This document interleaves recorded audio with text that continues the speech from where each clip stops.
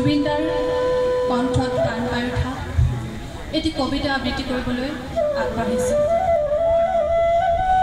মই যদি ঈশ্বৰ হলোহেঁতেন কবিতালৈ আগবাঢ়িছোঁ। ভুল হ'লে ক্ষমা কৰি দিব। মই যদি ঈশ্বৰ হলোহেঁতেন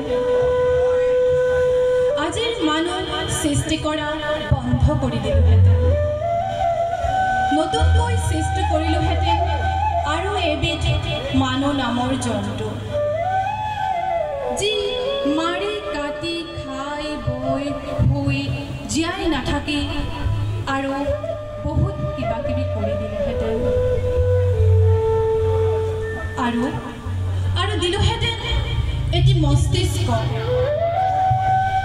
যাৰ কাম কৰা চিন্তা, যি মস্তিষ্ক দৌৰিব অনুভূতি, আবেগ, উচ্চাকাংক্ষা আৰু দূৰদৰ্শনৰ অনিৰ্বেদ অশ্বমেধ ঘোঁৰা, যি মস্তিষ্কত আচ্ছাদিত হ'ব পৰিৱৰ্তন, আৱৰ্তন আৰু নিয়ন্ত্ৰণৰ ন ন সূত্ৰ। দিলোহেঁতেন আৰু এজনী হাই পাৱাৰৰ চকু, যাৰ মাজেদি সকলো সঁচা বস্তু হ'ব দৃশ্যমান, আৰু দিলোহেঁতেন দুখনি এক্সট্ৰা কাণ শুনিবলৈ, সকলো অস্ফুট শব্দ, উশাহ নিশাহ, হুমুনিয়া হতাশা আৰু সময়ৰ পদধ্বনি জানা আৰু দিলোহেঁতেন এটি সুন্দৰ নিপুতল নাম, যাৰ কাম কেৱল উশাহ লোৱাই নহয়, যি শুঙিব পাৰে সকলো দুৰ্গন্ধ মানুহৰ গাৰ, মনৰ, দেশৰ আৰু পৰিৱেশৰ,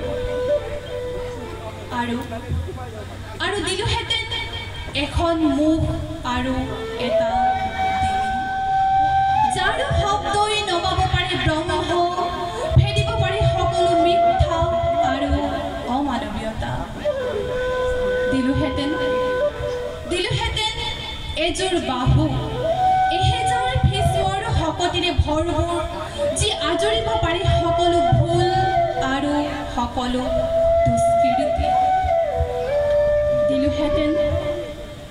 দিলোহেঁতেন এখনি বুকু, আকাশৰ দৰে উদাৰ, সাগৰৰ দৰে বিশাল, য'ত নাথাকে কোনো কপটতা, যিখন বুকুত আশ্ৰয় পাব হেজাৰ মানুহৰ সুখ দুখ আৰু সপোন। আৰু দিলোহেঁতেন এটা পেট, যি খাবলৈ নিশিকি এৰিবলৈ শিকিব আনৰ বাবে। আৰু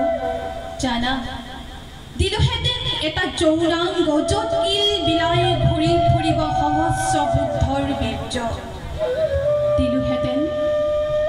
দিলোহেঁতেন দুখন ভৰি, দৌৰিবলৈ ভৱিষ্যতৰ বাবে, সুন্দৰ বসন্তৰ সতে, যাৰ সতে ধাৱমান হ'ব অলেখ অযুত সপোন, উদিত সূৰ্যৰ ৰঙীন আভাৰ সতে বিলীন হ'বলৈ। কিন্তু মোৰ দুৰ্ভাগ্য, মই যে ঈশ্বৰ হ'ব নোৱাৰিলোঁ। মই এতিয়া সীমাবদ্ধ নিজৰ মাজত, জীৱনৰ দীনতাৰ মাজত। মোক বেয়া নাপাবা দেই।